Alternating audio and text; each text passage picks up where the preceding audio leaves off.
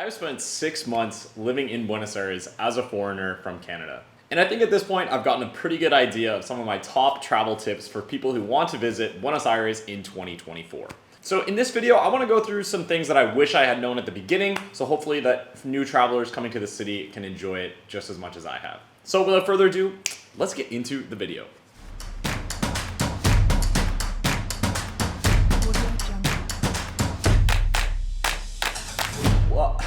What is up, everyone? Welcome back to Lifting Nomad. My name is Alex. If this is the first time you're seeing one of my videos, my channel is all about living a healthy, fitness-focused, balanced lifestyle while still traveling. Everything from longer sort of expat, digital nomad style trips for like 1 to 3 months in a certain city, as well as some shorter kind of week or less vacations. So if any of that content sounds interesting, feel free to check out some of the other videos down below. But again, in this video, I want to talk about my top travel tips for visiting Buenos Aires, Argentina in 2024. I've spent 3 months here this year, 3 months here last year, and I think I've gotten a good idea of what I would recommend anyone coming here for the first time as a foreigner, what to expect, and how you can get the most out of your experience here.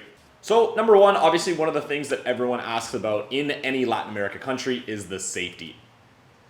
Overall, Argentina is currently ranked the second safest Latin American country after El Salvador. And if you've been keeping tabs on that situation up there, radically change of things over the last couple of years. Went from being one of the least safe countries in all Latin America, I'm talking about El Salvador, to now becoming one of the safest. Definitely feel free to check out some of the news on that. It's actually pretty remarkable to see how they've turned things around with their new government bodies. But in terms of Argentina, like I said, number 2 safety of any country in Latin America. And Buenos Aires specifically is, in my mind, one of the safest Latin American large sort of mega cities. I've been to, I guess, like 10 countries of all of Latin America at this point, and I think I've gotten a pretty good idea of what I would consider safe or not safe. I spent a lot of time in places like Colombia, Peru, so I do know what I would consider unsafe. In terms of Buenos Aires as itself, really the kind of shining factor is the fact that they have such large neighborhoods that are indeed safe. Palermo is an absolutely massive neighborhood, ranging from Palermo Chico, kind of closer to the water, down to Palermo Soho, up to Palermo Hollywood, and this neighborhood is huge. Basically, to walk from end to end from Palermo Chico down to the other end of Hollywood, this is like a 2-hour straight walk, which, for reference, people say you can get across all of downtown Paris, France, in about 3 hours or 3.5 hours. So you think of the downtown core of Paris being almost the same size as this singular neighborhood in Buenos Aires. Outside of that, you've also got places like Puerto Madero, Recoleta, and Belgrano, Villa Crespo, Chacarita, that are all also pretty safe neighborhoods kind of in around the surrounding area of Palermo. But generally, when you Google it, where to stay, Palermo comes up as number 1.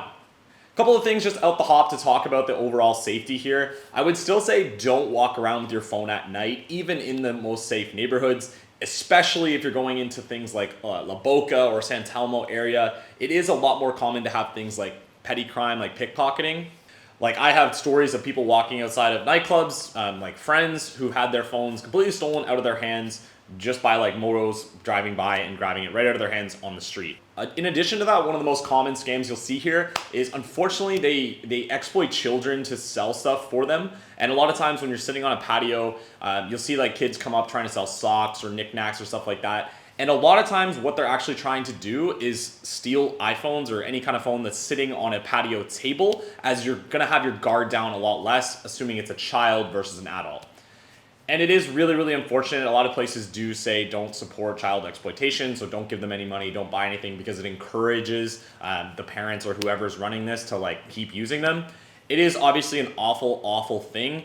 The reality is it's not something that I can exactly fix, so I try to just not support it and watch my own back. So with that in mind, one of the most common things is they'll come up, put socks down on your table on top of your phone, and then walk away with the socks. And then without even you noticing, your phone's gone. 5 minutes later, that kid is nowhere to be seen, and your phone is turned off, never to be seen again. Finally, one of the last things is always try to take Ubers. I recommend taking Ubers as much as you can anywhere in Latin America for a couple of reasons. I do not like cabs no matter where I am in the world. I've actually had credit card fraud in Toronto, Canada in a cab, so I generally just never take them unless I absolutely have to. Ubers overall are just more safe. You can track where you are. You can share your location with friends. You have some sort of breadcrumb, assuming the person who picked you up is the Uber driver you were supposed to have. So overall, safety here, I do think it is a very safe city, but as always, you do have to remain vigilant. I've been here, like I said, 6 months, never had anything personally happen to me. Most of the crime, like I said, is going to be petty theft and things like pickpocketing from nightclubs or your phone on a table at a patio. Number two I want to talk about is actually kind of funny. It's like the timing of how they operate here in Argentina or Buenos Aires that is just radically different than back home in North America. Like for reference, my gym here, which is like a very popular, very common gym in Palermo, actually opens at 7 a.m., which on the contrary, like back home, I know gyms that are 24/7, but most of the time during the week, most gyms are going to open at either 5 or 6 at the latest. Like a lot of them even open earlier than that. Like 5 is pretty normal, I would say, for most gyms during the week. Maybe on the weekends, it's like 8 or so, but 7 a.m. during the week is crazy in my mind, because if you think you have to work a 9 to 5, that barely gives you enough time to like work out for an hour and a bit, come home, shower, change, and then you're already like almost at 9 o'clock. Additionally, like some cafes don't even open until afternoon. So if you're planning on like going to get a morning coffee, it actually may be a little bit more difficult to find a cafe that's open, simply because they just operate on a different sort of cultural timing experience than we do at home. And for reference as well, lunch is typically served between like 3 to 5 p.m. Dinner anywhere from like 7 or 8 at the very earliest, but usually from like 9 to 11 p.m.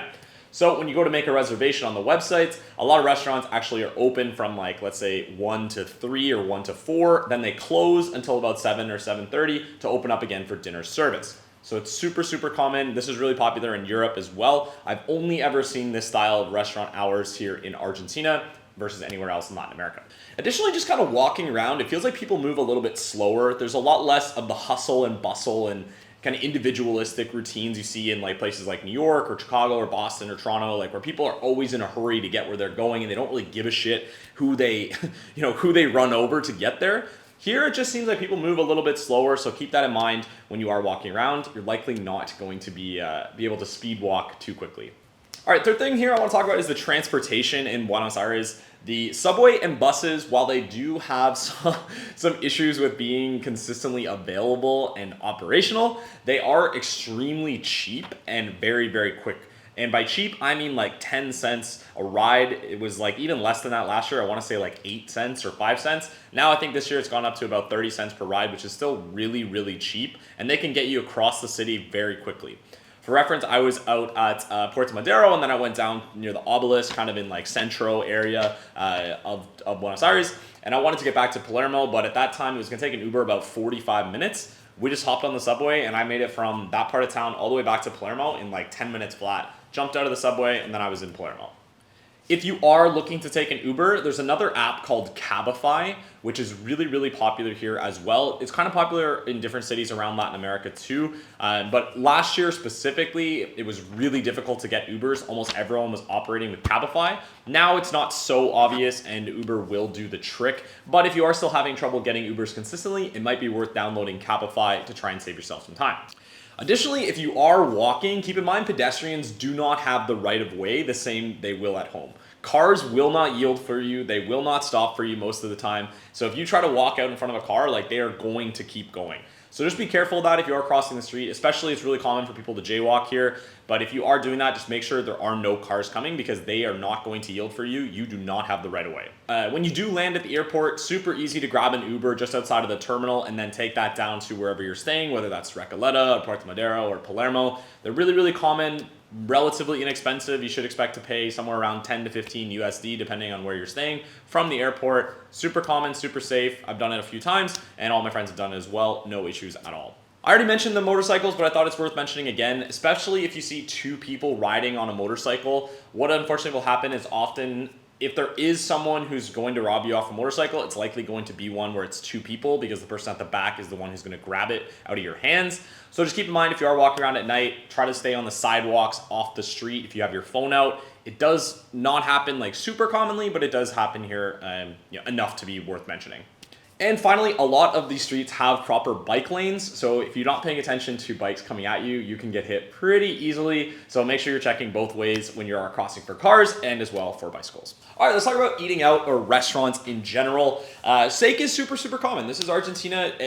Carne is available everywhere. The most popular restaurants by far, in pretty much every restaurant, you're going to be able to get a steak. It's just really affordable here, and it's really common in their culture to have like steak every day or as much as you can. So if you are someone who's like vegan or vegetarian, I have had some friends who were able to make it work, but keep in mind it's not going to be as easy as back home simply because it's just not as common of a eating habit here. Most people still are eating steak or eating meat of some kind pretty regularly.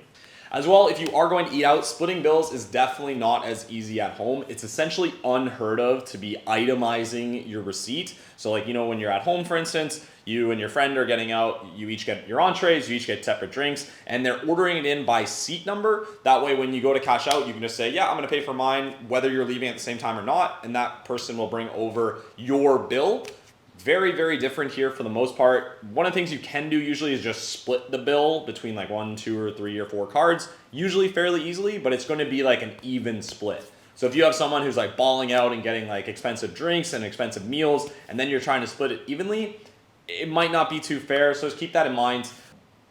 One of the things you can do to get around that is maybe have one person pick up the bill and then you Venmo them, or if you have cash, which is super common to pay in pesos here as well, you can do that right at the table and pay cash. That way, a little bit easier to get it done. Additionally, I would recommend downloading Rappi as well. So like I talked about Cabify kind of being the alternative to Uber, Rappi is basically like the Uber Eats of Latin America. And in pretty much most of these countries, you're going to be able to get food, groceries, alcohol, beer, like wherever you are, delivered super, super fast. They have like Rappi Turbo that is 10 minutes. You can get beers, wines delivered to your house in 10 minutes, super, super easily. And it's just really common. They have tons and tons of drivers. You shouldn't have to wait long at all for a Rappi. My friends always like to say, if you could Rappi girlfriends, everyone would be a little bit easier on finding some dates. So when maybe that's coming in the future, I'm not sure. All right, the fifth and final thing to talk about when it comes to Buenos Aires is actually just the culture. Like football, obviously the most common, most popular sport. Funny enough, the actual national sport is polo, but everyone watches football. It's of course, South America, Messi era. This is what is popular here. So when you're in Buenos Aires, you should know like the neighborhood called La Boca. That is where La Boca Juniors play at La Bombonera, which in Spanish means the chocolate box, and that's why it's a really unique stadium. Most of the time it's round. This is 3 round sides with a square end where there's no stands. It's a very unique building. If you get a chance to go, I highly recommend checking it out. Super, super cool building. But the Boca Juniors have a rivalry with River Plate. So if you do go to any of these matches, if you book through like Airbnb, for instance, because you cannot buy tickets if you are a foreigner. So you usually have to buy them like through a reseller. I don't recommend using things like StubHub because it's fairly common for these tickets to be fake for anything from music festivals to soccer matches. It does happen where unfortunately they're just selling fake tickets. So I recommend going through something like Airbnb where it's going to be like a validated service and that person has tickets they're just reselling. The side benefit of that is you're also going to get someone who speaks Spanish to host you and take you through the neighborhoods because a lot of times where these teams play is not the most safe part of town. Additionally, you will not be allowed into the stadium or relatively anywhere close to it if you are wearing the away team's colors. So no matter which team it is, whether you're going to River Plate or Velez or La Boca Juniors, if you're wearing the away colors for that match, they will not let you, the Airbnb host will not take you, first of all. And then you will not be allowed in the stadium. You will not be allowed within any kind of blocks close to the stadium. So just keep that in mind. Don't even bother trying to do it. Either wear neutral colors that are just black, let's say. Make sure you check the team colors to make sure you're not wearing the away team. But usually if you're wearing the home team or just like something neutral, it's going to be totally fine. Now, they don't sell alcohol in the stadium, so keep in mind a lot of people usually tailgate somewhere nearby. You actually can drink alcohol open on the streets here, super legal. It's not an issue at all. I've done it past cops, like with my friends, like everyone seems to be okay with it. Obviously, don't litter, don't be an asshole, but for the most time, you're gonna be totally fine.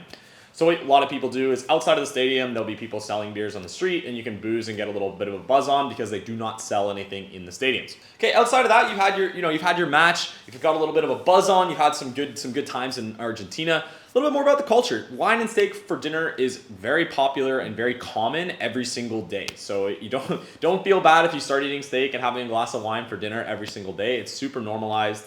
There are supermarkets here that are typically owned by like Asian or typically like Chinese, and unfortunately they are called chinos, and that just literally means Chinese in Spanish. And all it means is a chino is just a supermarket that is not like a name brand like a Dia or a Koto or a Carrefour, like something like that. And they're very popular around each neighborhood. And essentially they have really cheap wine, really cheap beer. Sometimes they have like meat and cheese and like charcuterie stuff like that. But pretty much every time they're going to have wine and beer because it's such a staple of Argentinian culture. So I recommend if you're buying liquor, do it from a chino. That's going to be the best way to buy it. Super easy. And a lot of times they're just like in every single neighborhood on every block usually. So finally, talking about the actual nightlife. It is late. Like most clubs, like at least the more popular ones like Kika or Bayside, let's say, they open at like 1 a.m. and then they'll close at like either 6 or 7 or sometimes even as late as like 9 a.m. So most people don't go to the clubs until like 3 or 4 or 5. And you can expect if you're still looking to have a good time at that hour, there's going to be places you can go. So just keep in mind, it is just a later culture than home. Like I said, the timing is just different. Like they stay out late here. And the nightlife is insane. So be prepared to have a good time. And finally, last thing around the culture is just the porteño accent can be a little bit difficult to understand if you're new to actually speaking Spanish or being in Buenos Aires. For instance, like in Spanish, the double L typically makes like a Y sound in English. So like E-L-L-A as in ella. Here in Buenos Aires, it's pronounced Asia. And that goes for pretty much every case. Pocho, cache. Botella is like kind of not that common because it's like that's like more of an Uruguayan thing. But essentially, anytime you're going to see double L's, they're going to pronounce that as a sh sound. So pollo grillado, grilled chicken. That's just how they pronounce it. But this is going to be the end of the video. Hopefully this was useful. My travel tips for coming to Buenos Aires in 2024. I love this city. I've had such a blast here. In all the times I've been here, I've never really had any issues. The people are nice. It's beautiful weather. The streets are clean. The food is good. It really is just it's an incredible city, and I'm so grateful to be able to share some of this stuff with you.